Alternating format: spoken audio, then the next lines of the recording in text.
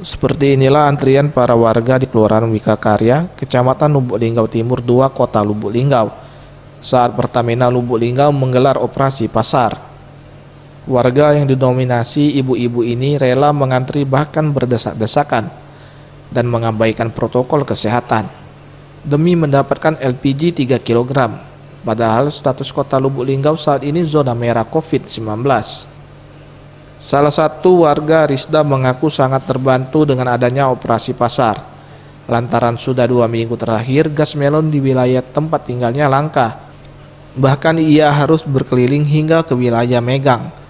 Sulitnya mendapatkan LPG 3 kg membuat harga naik berkisar Rp27.000 sampai Rp30.000 per tabung. Yote itulah kami.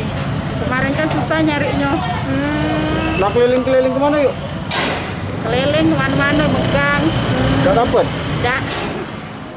Harga saat ini masih normal, suplai dari Pertamina juga kita normal. Namun untuk persiapan libur panjang ini kan biasa memang ada peningkatan ya, dikarenakan mungkin masyarakat beraktivitasnya lebih banyak untuk kegiatan. Tim Liputan Sriwijaya TV.